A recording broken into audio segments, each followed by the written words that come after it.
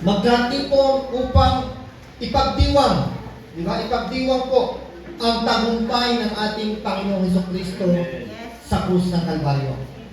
Amen? Katulad po ng ating ginawa last Friday. So yung ginawa po natin last Friday, bagaman ito po ay pag-alaala, hindi po ito natin ginagawa na tayo ay namimighati, nalulungkot o nagluluksa. Tayo po ay naggawain last Friday with the celebration. Bakit po? Dahil alam ng bawat isa sa atin na ang ginagawa po natin ay pagdiriwang sa ginawang katagumpayan ng ating Panginoon Jesucristo kung paano niya po napagtagumpayan. Unang-una, ang kasalanan at ang kamatayan. Kung kaya na-celebrate po natin, at ngayong umaga patuloy po tayong magse-celebrate sa katagumpayan na ginawa ng ating Panginoon Jesucristo. Sineselebrate po natin ang kanyang tagumpay sa krus at ang kanyang muling pagkabuhay na nagpapakita na napagtagumpayan niya ang kamatayan at ang kasalanan. Amen. Hallelujah. Tayo po muna ay patuloy na manalangin. Dakilang Diyos, sa umaga po ito, patuloy ka po namin itinataas sa aming kalagitnaan. Salamat po sa iyong dakilang pagmamahal, Panginoon, na patuloy po namin nararanasan sa aming mga buhay. Na kaya po kami naririto ngayon, Panginoon, sapagkat Ikaw ang naglagay ng desire sa aming mga puso, O Diyos. Kaya po kami naririto, Panginoon, sapagkat nararanasan po namin lagi, O Diyos, ang kagandahang loob na ipinapakita mo po sa aming Panginoon. Lord, sa umaga pong ito, hayaan mo po na masamba ka namin by the Spirit and truth, Panginoon. Sa pamamagitan po ng aming pag-aaral ng iyong salita, Panginoon. Tulungan mo po kami, O Diyos, na ang aming puso, isipan, Panginoon, ay matuon lamang sa mensahe na nais mong ipagkaloob sa amin, Panginoon.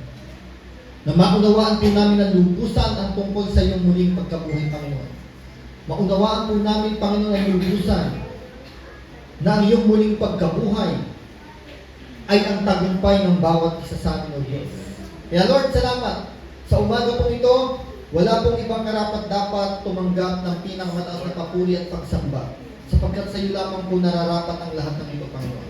Lord, gamitin mo lamang po ako bilang daluyan ng mensahe mo sa umaga nito, Panginoon. Lord, wala pong kabuluhan ang pangangaral mo na ito kung hindi mo sasamahan ang iyong banal na Espiritu. Holy Spirit, please empower me. Tulungan mo po ako na maipangaral ang mensahe nito by the wisdom, empowerment, and encouragement, Panginoon, na nagmumula sa iyo, Panginoon. Please, Lord, samahan mo ako dahil hindi ko po ito kaya kung wala ang pagsama mo. Maging ganun, Lord, samahan mo rin po ang bawat isang naririto kung paano po namin tatanggapin ng may kagalakan at pasasalamat ang mensahe na ihahayag mo sa umaga nito. Manguna po ang iyong banal na Espiritu sa aming kalagitnaan. Sa pangalan ni Jesus, Amen. And Amen. So, purihin ang Diyos. Hallelujah. So, ito po yung pangalawang beses po natin na nakapag-conduct po tayo ng ating sunrise service. Yeah? So, isang napakalaking pagpapala po sa atin na tayo po ay pinagkalooban ng Diyos ng ating bahay-sambahan. At nakita po natin, napakaganda po ng pesto.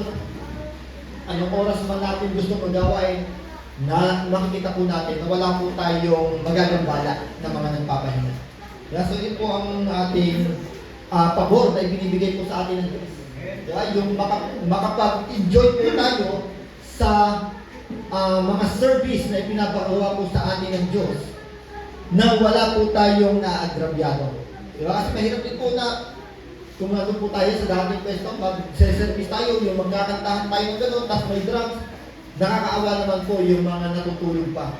Diba? So bagamat alam natin na ginagawa po natin para sa Panginoon, pero hindi pa po nila kayang unawain ang katulad ng ginagawa natin. Diba? So tayo lamang po mga mananampalataya ang nakakaunawa pa nun. Kaya pag-pray po natin na marami po ang makakilala sa Panginoon upang marami po ang maka-appreciate ng ganito pong service.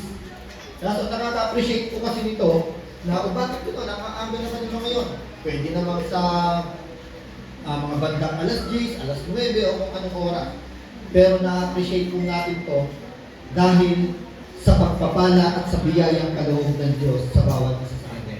Amen?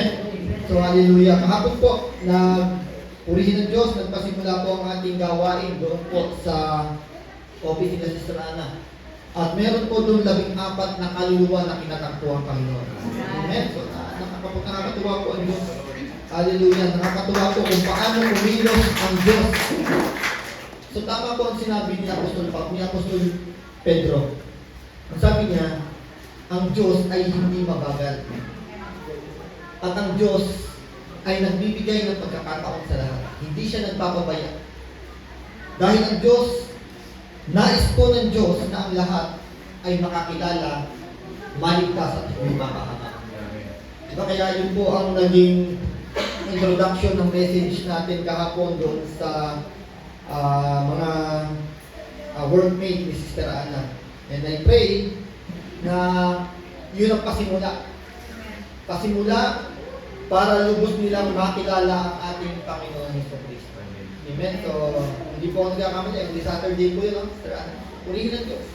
Alam niyo po, nakakatuwa po. Dahil sila po ang, kumbaga, na-offer ng gawain doon sa office po nila. So, may gagawin po ang Lord. Alam po natin na hindi kumawala ng maguluhan ang mga ipinapagawa po sa atin ng Diyos. So, habang nag-uusap nga po kami ni Pastor Perry, nung pauwi na kami sa upang after po ng gawain doon, sabi ni Pastor Perry, so nakakamiss yung ganong mga pagtuturo natin. Kasi medyo wala na tayong mga hayo na katulad nun. Dati ang dami po talagang buong linggo yung ating mga paghayo sa mga bagong believers. Yan, so nakakatuwa po. Nakakamiss po ang pagtuturo. Kaya nga sabi po namin, medyo napasarap lang kami ng konti ng pagtuturo doon. Sabi namin, huwag naman sanang madadala. Kaya medyo nagtuturo pa rin kami kasi baka next Saturday hindi na po kami invite. Baka umayaw na. Baka sabihin, ang tatagal magturo. So, pero purihin ng Diyos, napaka-meaningful ng ating pong ginawang pag-aaral doon sa office na si Sister Ana. And I do believe na ang kanila pong tinanggap na salita, ang naging pag-aaral po kasi namin doon ay makikilala mo ang katotohanan. At tayo, kilala natin ang katotohanan to at alam na alam natin ang katotohanan na to. Ang katotohanan ito na tayo ay iniligtas ng Diyos sa pamamagitan ng ating Panginoong Jesucristo. At alam din natin ang katotohanan ito na ang ginawa ni Jesucristo sa krus ng Kalbaryo ay sapat na upang panghawakan natin, i-enjoy natin ang pagliligtas ng Diyos sa bawat isa sa atin. Sapat na upang tayo ay kilalanin ng Diyos na matuwid sa Kanyang harapan. Amen. Amen. Dahil sa katwiran ng Panginoong Jesucristo na ibinigay, pinagdaloob niya sa atin. Diba? So tayo pong mga mananampalataya, nasa atin na po ang pinakamalaking pabor na ibinigay ng Diyos. Diba? Yung pagiging anak. Na tayo po ay tinawag na anak ng Diyos. Sa kabila po ng ating mga kahinaan, mga pagkukulang, hindi po nagkulang ang Diyos. Ang Diyos na napiling Diyos at hindi nagpapapayat sa atin. Tama? So kaya tayo po ay nakakapagdiwang, nakakapag-celebrate sa umaga nito dahil ang umaga po nito ay kinikilala natin na sunrise service po natin na kung saan ginugunita, inaalala at ipinagdiriwang po natin ang tagumpay ng ating Panginoong Jesucristo. Kaya purihin ng Diyos, salamat po sa buhay ng bawat isang naririto na talagang naglaan ng oras. Naglaan ng oras para magkatipon tayo sa umagang ito. Amen. So dito ko po gustong simulan ang salita ng Diyos na ating pong pag-aaralan. Huwag po kayo mag-alala. Hanggat maaari pinipilit ko pong makuha ang message natin sa maikling oras lang dahil alam ko po na kuyat ang bawat isa. Kanina nga, bali yung mga hating gabi na. Ba, mga active pa sa GC, mga excited yata ako mga tuwa. Ang hindi nakakatulungan. Dami kong namin issue doon mga ayaw pa magsitulog. Sabi ko, baka ako mga takalite o ayaw magsitulog Hallelujah. So, dito ko po gustong simulan ang message ni Lord sa umaga nito. Sabi po dito sa Book of Romans, chapter 10, verse 9. Kinuha ko po siya sa ESV version. Medyo wala po tayong slide. Ito lang po, medyo makakapagpatagal sa atin ang konti, no? Yung hindi po tayo makakapagtuloy-tuloy kasi lipat-lipat po tayo eh. Pray po tayo ng laptop kay Lord. Diba? Para yung pangangaral po natin, tuloy-tuloy. Samahan niyo po kami manalangin kay Lord. Amen. Sabi po dito, Romans chapter 10, verse 9.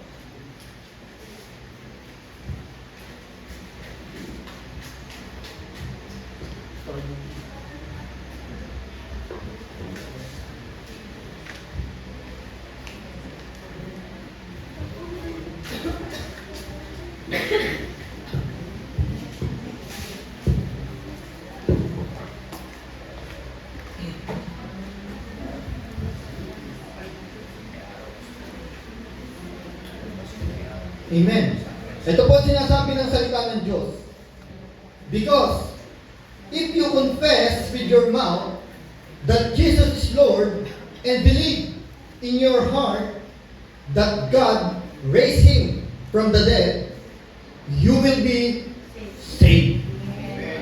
Amen. Sabi sa Tagalog, kung ipapahayag ng iyong bibig na si Jesus ay Panginoon at buong puso kang sasampalataya na siya'y muling binuhay ng Diyos.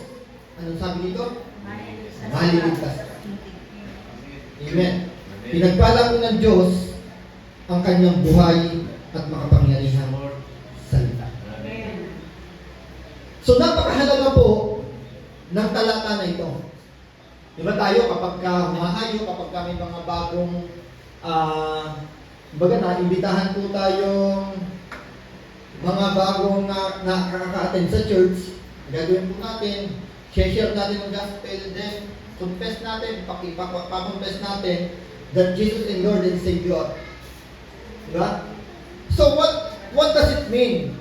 Nung sinabi ni Apostol Pablo na if you confess with your heart or with your mouth that Jesus is Lord and believe in your heart that God raised Him from the dead, and you will be saved.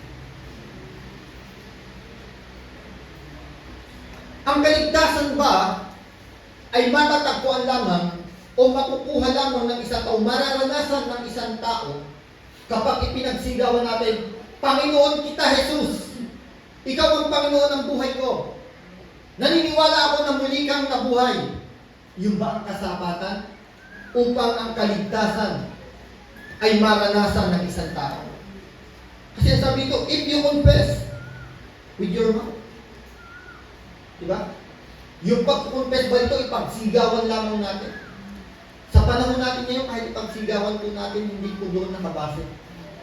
Hindi katulad ng panahon ni Apostol Pablo, na kung saan, kapag sinabi ng isang Kristiyano, Lord Jesus, you will be mine. Hindi you will be sick. You will be mine. Papatayin ka. Ganyan ang great persecution na nararanasan ng mga Kristiyano nung panahon ko na yun. Diba?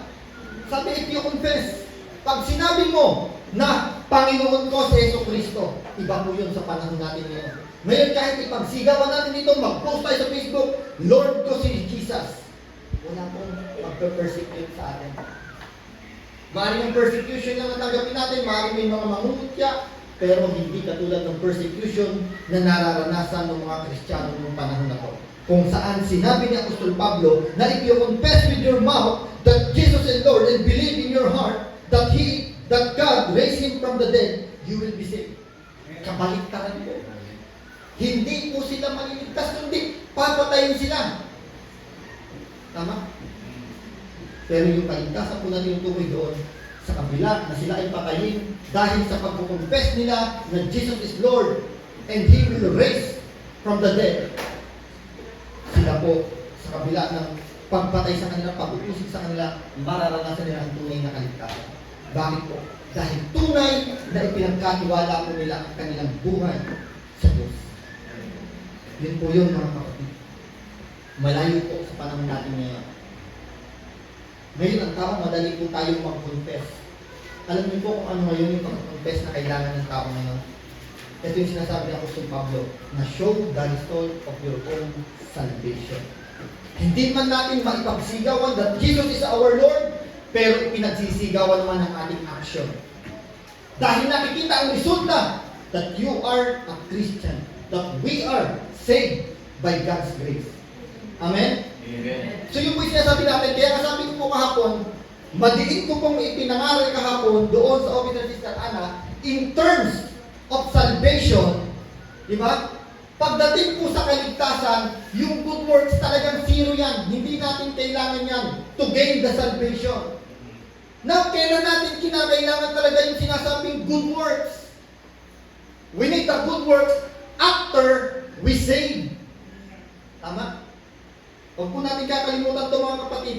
So ito po ang gusto kong itanim sa puso at isipan ng bawat isa sa atin.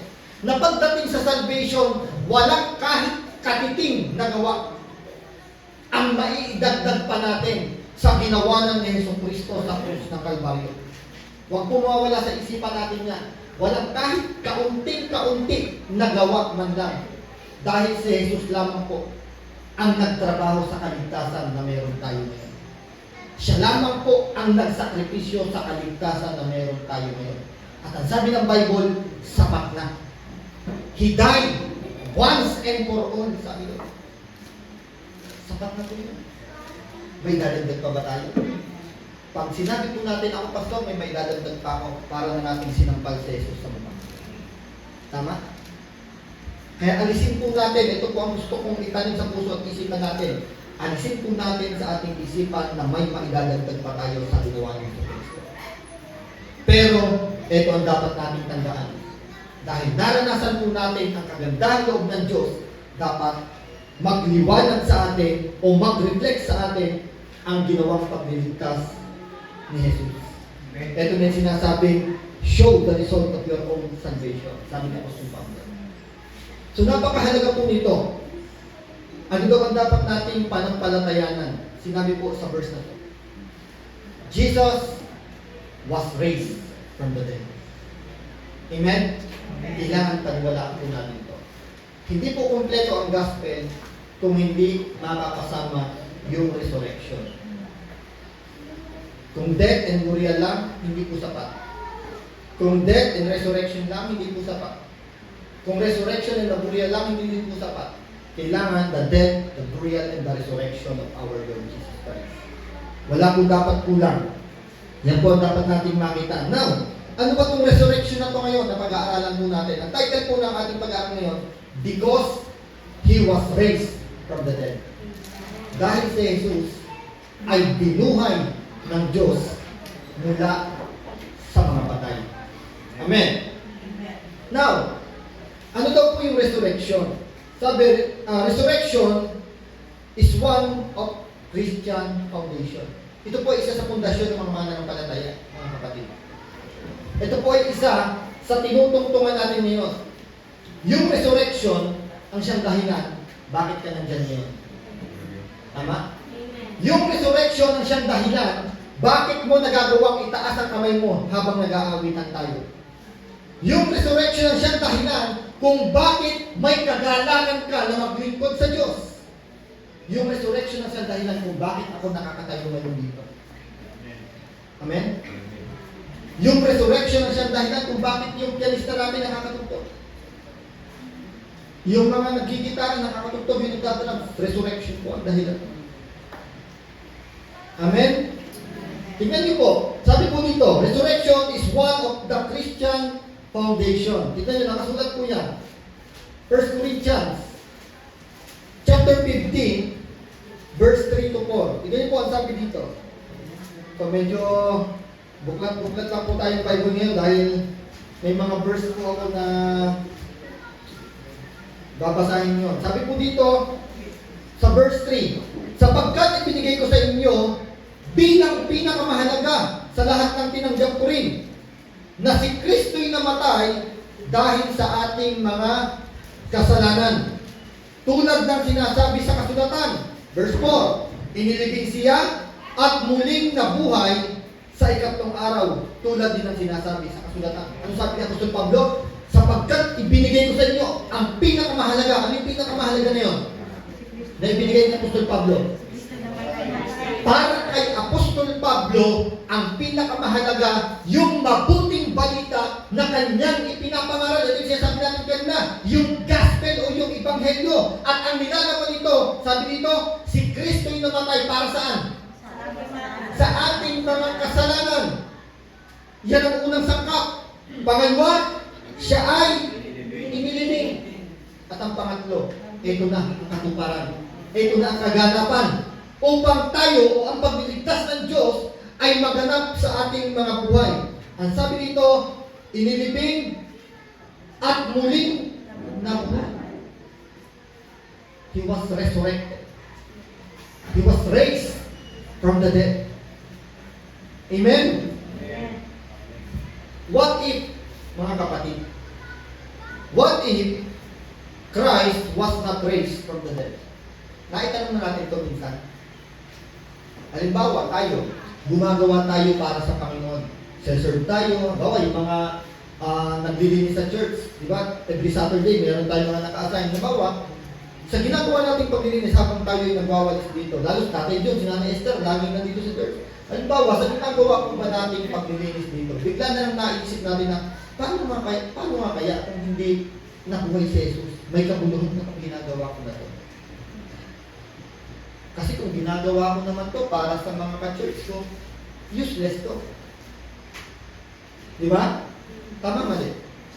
Kasi kung ginagawa po natin, ang isang bagay na ginagawa ko natin dito sa church, ito ginagawa ko to para sabihin ng mga ka-church ko, ay, ang sipag naman ni kapatid. Useless po yun. Ito ginagawa ko to para sabihin nila, pastor, ay, ang sipag naman nun. Kailangan lang yan, bigyan ng ministry yun. Ay, useless po lahat ng yan. Kung yun ang pundasyon ng ating pagtatrabaho para kay Lord. Napakahinang pundasyon. Kaunting bagyo, babagsak. Pero kung ang pundasyon, kung bakit tayo ay may kasiglahan, pagsisikap na gawin ang mga bagay na alam po natin makapagbibigay ng kaluguran sa Diyos, ay dahil alam natin hindi mawawalan ito ng kabuluhan. Dahil alam po na si Jesus ay namatay at muling nabuhay para sa atin. Napakatibay na pundasyon. Tama? Pero what if Christ was not raised from the dead? Diba? Paano nga kaya? May simple kaya yung ginagawa natin ito ngayon? Yung pag-gising natin ng maaga, pumunta dito, naupo, yung pakikinig nyo ngayon dyan, yung pangangaral ko ngayon dito, may kabuluhan kaya ito? Wala. Diba? Tingnan niyo po, if Christ was not raised from the dead, gospel preaching is vain. Yung pangangaral ng mabuting balita, ang sabi dito, meaningless, empty, walang kabuluhan lahat. Sayang.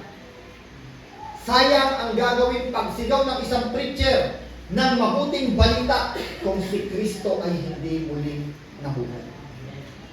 Amen? Wala pong kabuluhan lahat na yan. Bakit? Bakit mo mawala ng kabuluhan?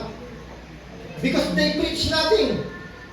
Ipinapangaral nila ang isang kasinungalingan. Dahil sabi natin sa gospel, si Jesus ay muling nabuhay, pero hindi naman pala muling nabuhay.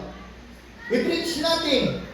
Tatanggapin lamang ng tao, maririnig lamang ng tao ang isang kasinungalingan na hindi naman pala totoo. Na ipinapangaral nila na si Kristo ay muling nabuhay, pero hindi naman pala totoo. Sinasabi nila na ang muling pagkabuhay ni Jesus ang katuparan upang mabigyan ng kaligtasan ng tao, pero hindi naman pala muling nabuhay si Jesus. Sayang lahat. Walang kabuluhan lahat. Diba? What if Jesus was not raised from the dead? Pangalawa, yung ating buong pananampalataya. Our faith is vain. Diba? Corinthians chapter 15 verse 14, sabi po dito, tignan niyo po, at kung si Kristo ay hindi muling binuhay, walang kabuluhan ang aming pangangaral. Ito yung sinasabi natin kanina.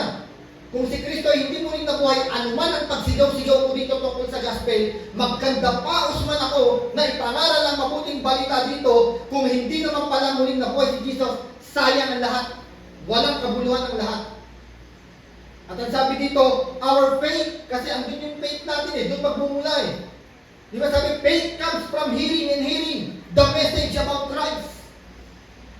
At pag sinabing message about Christ, pumapatungkol din po yan sa mabuting balita. Sabi dito, our faith is vain. Walang kabuluhan. Tingnan nyo, sabi dito, pagtuloy po natin basahin. Walang kabuluhan ang aming pangangaral at walang katuturan ang inyong pananampalataya kung hindi muling nabuhay si Jesus. Bakit po? Magiging meaningless po lahat, magiging empty ang lahat. Bakit? Dahil naniniwala po tayo sa kasinungalingan. So yun po ang dapat na masabi pa natin. Katulad po naman pag-alamin kahapon, ang pinag-alaman po namin yung kahapon. John chapter 8, verse 32. Sabi doon, you shall know the truth, and the truth shall set you free. Alam niyo po, napakahalaga ng truth na yun. Dahil pag hindi naunawaan ng tao, yung tinatawag na truth, o pag hindi nakilala ng tao yung truth na to, hindi niya nalaman kung sino to, hindi niya nalaman kung ano yung laman ng truth na to, mananatili siyang alipin. Mananatili siyang bilanggo. Saan? Sa kasinungalingan. Tama? So ang panlaban po natin para hindi tayo manatiling bilanggo sa kasinungalingan ay yung malaman po natin ang katotohanan. Diba? Ito, napagandang illustration nga po, yung pinakita kahapon. Paano natin malalaman yung 1,000 ay peke? Diba? So, kailangan dala natin yung totoo. Pag dala po natin ang totoong 1,000, pag binigyan tayo ng 1,000 na peke, makikita natin ang malaking pagkakaiba. Kasi nasa atin ang totoo. Hindi tayo ngayon mabibigyan, hindi natin tatanggapin yung peke. Ay, hindi, peke ito. Ito ang totoo, dala mo. Ganun din po sa gospel. Kapag alam po natin ang totoong gospel, anuman ang marinig natin, marami pong naglilibot dyan, mga kapatid. Ang daming gumagala, nangangaral sila ng salita ng Diyos, pero kung hawak po natin ang totoong gospel, anuman ang pandaraya na gawin sa Satanas, marami na silang ipato sa atin ng Word of God, hawak natin ang totoo. Saglit lang, alam po ang totoo. Narinig po ng totoo. Diba? Halimbawa sabihin sa atin, si Jesus, hindi naman Diyos yan eh. Wait, alam po yung totoo. Kailangan mo ng mga mabubuting gawa para maligtas ka. Wait, alam po yung totoo. Hawak ko ang totoo. Kaya hindi ako madadaya niya. Diba napakahalaga ng totoo? Na nasa atin ang katotohanan, na alam natin ang katotohanan. Kasi ang mundo, mga kapatid, patuloy na umikilos si Satanas upang dayain ang sanlibutan. Kaya purihin mo ang Diyos. Kung ang katotohanan na yan, hawak mo sa buhay mo ngayon. Kung ang katotohanan na yan, alam mo ngayon. Diba? So, tingnan niyo po. Kung hindi mo nabuhay si Jesus, wala pong katuturan ng ating pananampalataya. Dahil tayo po ay naniniwala sa isang kasinungalingan lamang. Pangatlo, the apostle with false witnesses. Sabi, mga sinungaling daw, nasaksi ang mga apostol kung hindi mo nabuhay si Jesus. Bakit? Sila kasi ang nangangaral eh. Sa Apostol Pablo, pinapangaral niya. Kaya ito tayo muling nabuhay. Si Peter, si John. Diba? Pag binasa natin yung gospel book, yung 4, makikita natin doon na sinabi nila ng mga nabuhay ang ating Panginoong Jesucristo. Pero kung hindi daw muling nabuhay, useless lahat. At ang sabi ko dito, tingnan nyo. If Christ was not raised from the dead, we are still in sin. Diba? Tingnan nyo yung pala. Kung si Kristo pala ay hindi muling nabuhay, tayo po ay nananatili sa kasalanan. Tingnan nyo, sabi dito, Corinthians 15:17, 1 Corinthians po to. At kung hindi muling binuhay si Kristo, kayo'y nananatili pa sa inyong mga kasalanan at walang katuturan ng inyong pananampalataya. Diba sabi? Kung hindi muling binuhay si Jesucristo, kayo ay nananatili pa sa inyong kasalanan. Dahil si Kristo po o ang kanyang muling pagpabuhay, yung ginawa niya sa krus ng Kalbaryo, yan po ang nagwasa sa kasalanan. Dinisarmahan po ng Panginoong Jesucristo ang kasalanan na umaalipin sa tao. Dinisarmahan po ng ating Panginoong Jesucristo si Satanas na patuloy ng dadaya sa tao. Ito po yung last. If Christ was not raised from the dead, believers have perished at death. Yun yun, no? Kung hindi daw muling nabuhay sa Yesu Kristo, yung mga mananampalataya ay nakahamak. Diba? Kasi mali ang ating pinaniwalaan. Tingnan nyo, sabi dito, verse 18 naman po tayo, diretsong basa lang. Hindi lamang yan, lilitaw pa na ang lahat ng mga namatay na sumasampalataya kay Kristo ay napahamak. Kasi naging mali ang ating paniniwala. Kasi tayo as believers of Christ, ang pundasyon kasi ng ating pananampalataya, kaya alam natin na tayo po ay may tinanggap na kaligtasan dahil sa muling pagkabuhay ng ating Panginoon Jesucristo.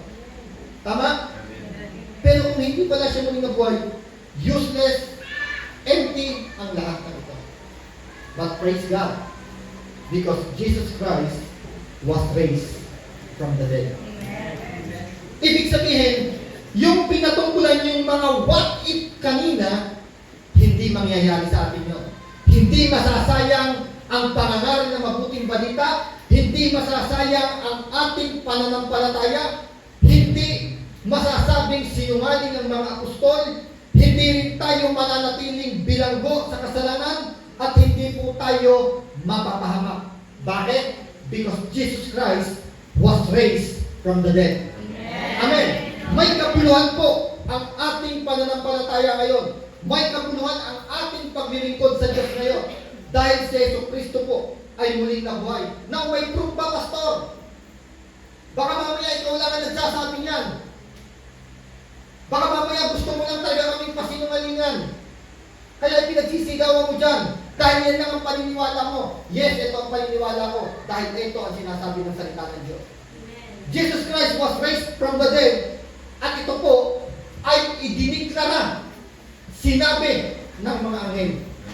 Matthew chapter 28, verse 5 to 7.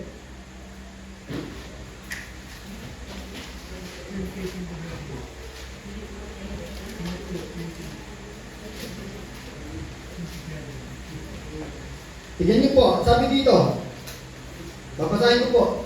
Ngunit sinabi ng anghel sa mga babae, ito po yung tagpo, na yung mga babae pumunta po sa tumbo o sa libingan ng ating Panginoong Jesucristo. Tapos natagpuan po nila doon, wala nang laman. Bukas na po yung pinagbibigyan sa ating Panginoong Jesucristo. Sabi dito, ngunit sinabi ng anghel sa mga babae siya sa 500 magkakapatid. Mga mananampalataya. So merong 500 believers na pinagpakitahan sa Yesu Kristo. Ang daming nagpapatunay. Dapat pa ba natin hindi paniwalaan? Oh yes, Pastor, kasi mga believers niya, mga followers niya, pwede talaga nilang pasinungalingan na si Jesus ay muling nabuhay. Ganun ba kadali yun? Tandaan po natin to.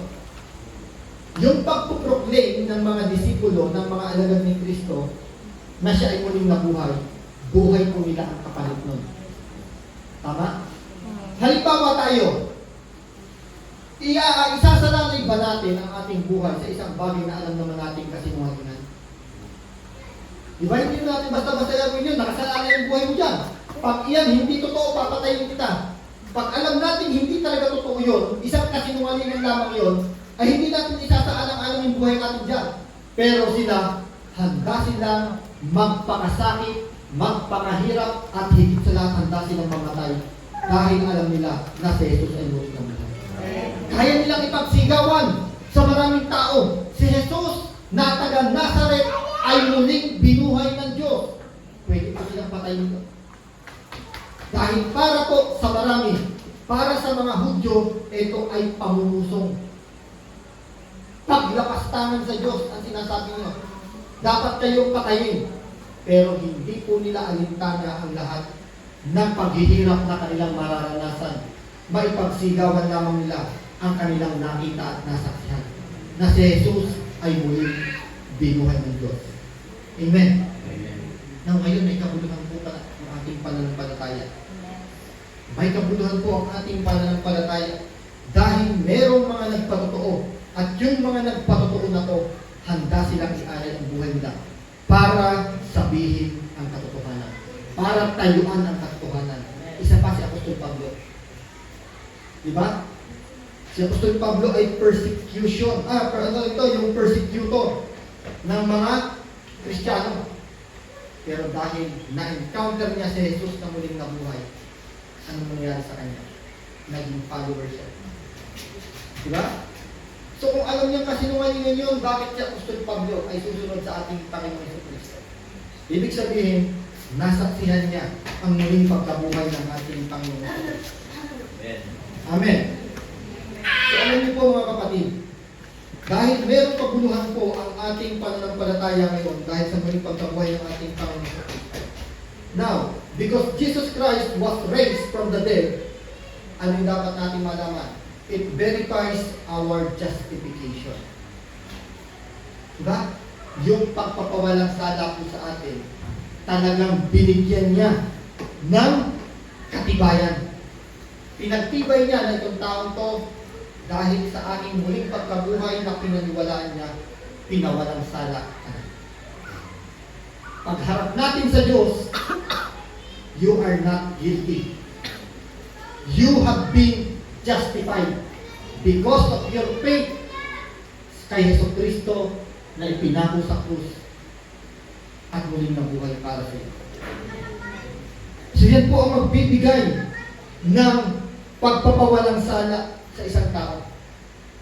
Dahil sa Jesus ay muling nabuhay, yung ating justification po ay nagkaroon ng kabuluhan. Tingnan niyo po, Romans chapter 4 verse 25. Siya'y ipinapatay dahil sa ating mga kasalanan at muling binuhay, tingnan nyo, muling binuhay upang tayo'y makawalang sala. Diba? Kaya muling binuhay si Jesus upang magkaroon ng kaganapan ang justification na ibibigay niya para sa atin. So ito po yung New Covenant na tinatawag. Yung New Covenant na bumuhos ang dugo ni Jesus upang magkaroon tayo ng kapatawaran. From Old Testament, para mabawasan ang kanilang kasalanan, bumubuhos yung dugo ng mga toro, mga kambing, mga tupa. Dugo nila ang bumubuhos para mabawasan ang kasalanan ng mga Hudyo, ng mga Israelita. Pero sa New Covenant na mayroon po tayo ngayon, yung dugo mismo ni Jesus ang bumuhos para magkaroon po tayo ng kapatawaran. Tingnan niyo po, nakasulat dyan, Matthew chapter 26, verse 28.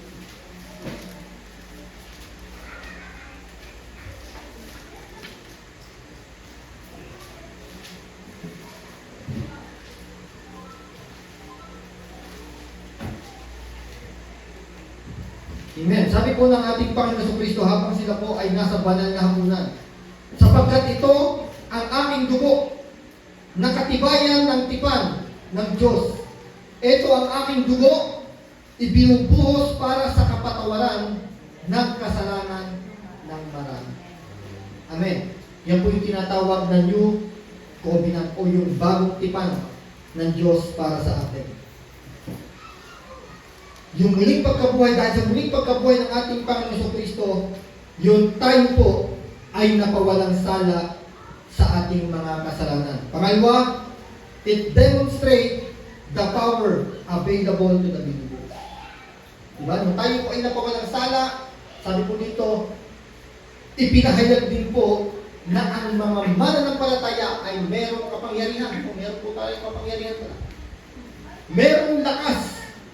Merong authority na ibinigay sa atin dahil sa muling pagkabuhay ng ating Panginoon Jesucristo. Ephesians chapter 1. Tingnan niyo po, Ephesians chapter 1, verse 18.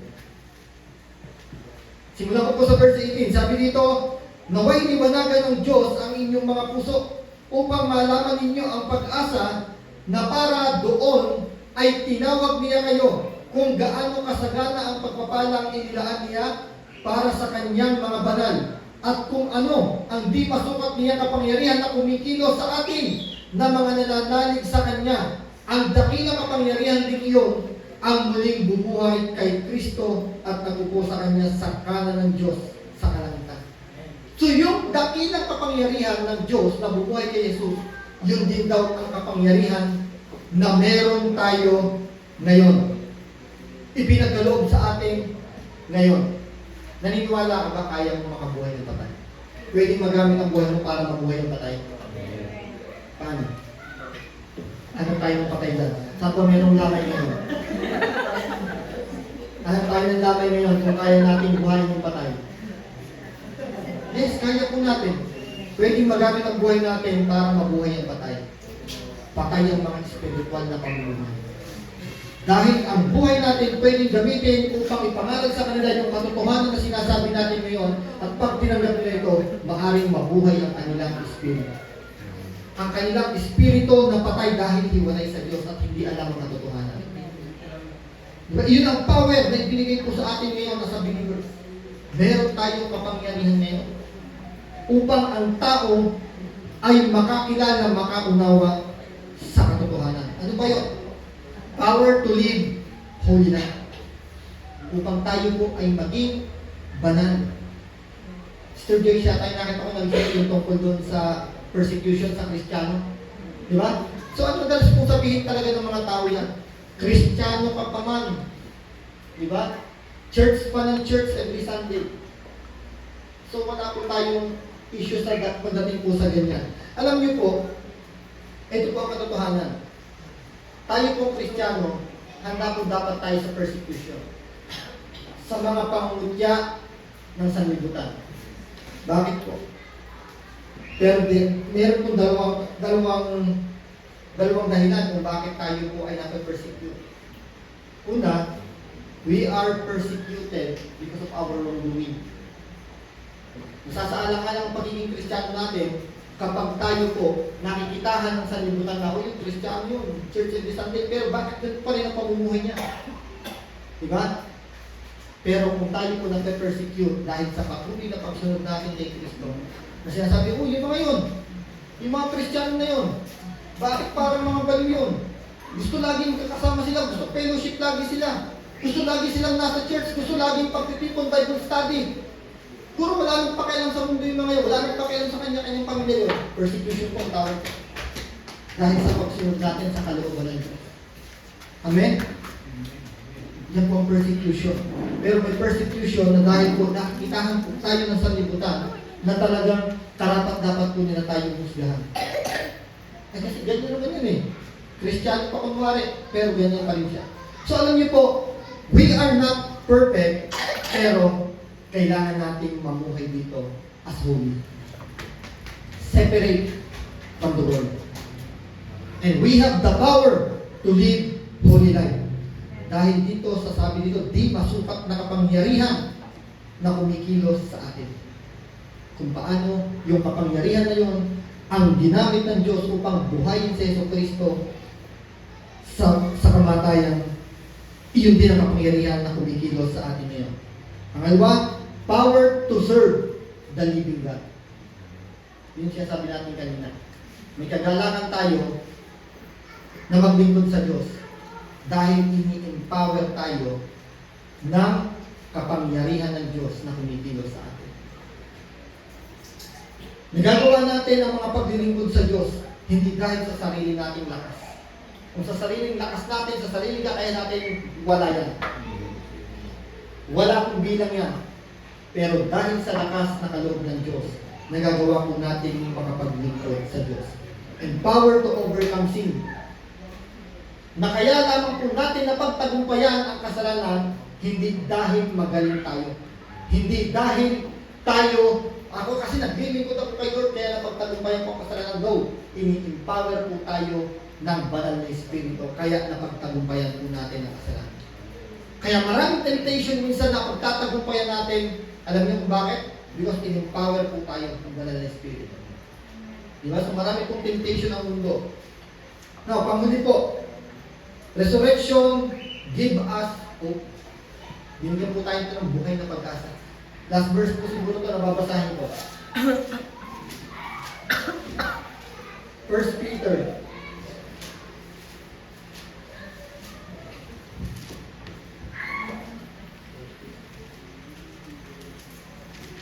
chapter 1 verse 21, verse 3 and 21. Sabi dito, Pasalamatan natin ang Diyos at Ama ng ating Panginoong Jesucristo dahil sa laki ng habag niya sa atin. Tayo'y binigyan niya ng isang panibagong buhay. Amen? Panibagong buhay. Sa laki ng habag ng Diyos sa atin, binigyan niya tayo ng panibagong buhay sa pamamagitan ng muling pagkabuhay ni Jesucristo. Ito ang nagbigay sa atin ng isang buhay na pag-asa. Diba? May panibagong buhay tayo at may buhay na pag-asa tayo dahil sa muling pagkabuhay ng ating Panginoon Jesucristo. Verse 21, dahil kay Kristo, sumasampalataya kayo sa Diyos na sa Kanya'y muling bumuhay at nagparangal. Kaya't ang inyong pananampalataya at pag-asa ay nasa Diyos. Amen. So tayo po na mga mananampalataya ay may buhay na pag-asa. Ano yung buhay na pag-asa? Buhay na pag-asa na tayo po ngayon ay wala na sa kahatulang parusa. Buhay na pag-asa na umaasa tayo na pagdating ng ating Panginoong Jesucristo, hindi po tayo maiiwanan dito. Buhay na pag-asa na alam po natin na hindi tayo papabayaan ng Diyos. Dahil tayo bilang kanyang mga anak, sabi, we are adopted children of God. Dahil sa ating Panginoong Jesucristo. At tayo bilang kanyang mga anak, hindi niya po tayo i-abandon. Tayo ay kanyang kukupkupin. Tayo ay kanyang kakalingan. At tayo ay kanyang mamahalin. Alam niyo po, yung resurrection, ito po ang greatest demonstration ng Diyos upang ipakita sa atin ang kanyang dakilang pag-ibig. Di ba? Hindi kasi natapos na siya ay nakapako lamang sa krus. Hindi natapos na siya ay nakalibing lamang. Hindi natapos na si Jesus ay patay lamang. Kundi ipinakita o ipinahayag ng kanyang muling pagkabuhay. Ito ang katuparan. Ito ang pinakamalaking kapahayagan ko, pinakadakilang kapahayagan ko upang ipakita sa inyo ang dakilang pagmamahal ko. Dahil ang tagapagligtas ay muling nabuhay. Hindi ko kayo pinabayaan, hindi ko kayo inabandona, hindi ko hinayaan kayo na ang pananampalataya nyo ay mawala ng kabuluhan. Ito ang inyong panampalatayanan ngayon. Yan ang nais ng Diyos. Panampalatayanan nyo si Jesus dahil siya ay muling nabuhay. Ito ang pagpapakita ko ng dakilang pag-ibig ko sa inyo. Hindi ko hinayaang patay ang inyong tagapagligtas, kundi muli siyang nabuhay para sa kaligtasan nyo. Para sa inyo. Now, ano yung dapat nating matutunan dito? Ang dapat po nating matutunan dito, hindi tayo dapat panghinaan ng loob. Hindi tayo dapat madaig ng mga problema na. Hindi tayo dapat panghinaan ng loob sa mga kinakaharap nating pagsubok lang. Bakit po? Dahil kung ang buhay ni Jesucristo ay nagawa niya kung alay para sa atin. What more pa yung mga problema lang natin. Hindi tayo dapat panghinaan ng loob. Bakit po? Dahil si Jesus napagtagumpayan niyang kamatayan. At sa tagumpay na to, kasama tayo. Napagtagumpayan na rin natin ang kamatayan. What more pa yung mga problema lang natin. Napagtagumpayan ni Jesus yung suffering. Napagtagumpayan ni Jesus ang sanlibutan. At dahil sa kanyang muling pagkabuhay na pinaniniwalaan po natin, kasama tayo sa tagumpay na to. Sabi ni Jesus, take heart. Hindi dapat kayo mag-alala, mapagabang. Sabi ni Jesus, I have overcome the world. Napagtagumpayan ko ng sanlibutan. Kaya dapat panampalatayanan niyo ako. Kasama ka sa tagumpay, kapatid. Kasama tayo sa tagumpay, kapatid. Sa tagumpay ng muling pagkabuhay ni Jesus, kasama-sama tayo. At nasa kamay ng Diyos ang ating mga kaligtasan. Ang maganda dito, nasa kamay ng Diyos, hindi nasa kamay natin. Kasi kung nasa kamay po natin, maaaring mawala. Pero nasa kamay ng Diyos. Kaya walang makakaagaw kahit sino. Kahit si Satanas, hindi niya kayang agawin sa Diyos ang kaligtasan na meron tayo. Kahit ang mga anghel, kahit ang mga demonyo, walang makakaagaw sa Diyos. Sabi ng Bible, nothing can separate us from the love of God. Diba? Yun ang pag-ibig ng Diyos na ipinahayag na sa atin sa pamamagitan ng muling pagkabuhay ni Jesucristo sa krus. Amen? So, purihin po ang Diyos. Jesus was raised from the dead at dahil sa kanyang muling pagkabuhay, lahat ng ginagawa natin ngayon para sa Panginoon ay hindi mawawala ng kabuluhan. Amen? Kaya nga sabi, last verse na babasahin ko po. Ito po ang pinaka-conclusion ng talata po na binabasa natin kanina sa Corinthians, chapter 15. Sabi po dito sa last verse, ito yung pinaka-conclusion. Sabi dito, kaya nga mga minamahal kong kapatid, magpakatatag kayo. Ito, conclusion po ito ng binasa po natin. Magpakatatag kayo at huwag matinag. Kasi merong basihan kung bakit hindi tayo dapat matinag at kung bakit tayo maging dapat matatag. Maging masipag kayo palagi sa paglilingkod sa Panginoon. Dahil alam ninyong hindi nasasayang ang inyong pagpapagal sa Kanya. Bakit? Dahil buhay ang ating pinaglilingkuran. Hindi tayo naglilingkod sa patay na Diyos, kundi naglilingkod tayo sa buhay na Diyos. Kaya walang sayang ang ating ginagawa sa paglilingkod. Amen. Hallelujah. Dakilang Diyos, salamat po sa iyong napakadakilang pag-ibig na ipinahayag sa amin ng sakripisyo ng aming Panginoong Jesucristo sa krus ng Kalbaryo, na kung saan siya ay tumanggap ng napakaraming hirap, na kung saan siya ay namatay. Subalit, Panginoon, hindi mo hinayaan na siya'y manatiling patay. Dahil sa loob ng ikatlong araw, binuhay mo siya upang ipakita sa kanyang mga mananampalataya na napagtagumpayan mo, Panginoong Jesucristo, ang kamatayan. Kaya Lord, salamat. Salamat sa tagumpay mo sa krus. Salamat sa tagumpay mo sa kamatayan. Salamat sa tagumpay mo sa kasalanan. Na kung saan ngayon, Lord, may enjoy po namin ang buhay sa presensya mo. Lord, salamat. Sa iyo lamang po mauwi ang pinakamataas na papuling magsamba. Dahil manatili po kaming magtitiwala, manatili kaming sasamba sa buhay na Diyos. Lord, pinagkakatiwala po namin sa iyo ang aming mga buhay. Pinagkakatiwala po namin sa iyo, Panginoon, ang lahat sa aming Panginoon, ang aming mga pamilya, Panginoon. Pinagkakatiwala po namin sa iyo ang lahat-lahat, Panginoon. Dahil alam po namin, hindi mawawalan ng kabuluhan ang lahat ng ito.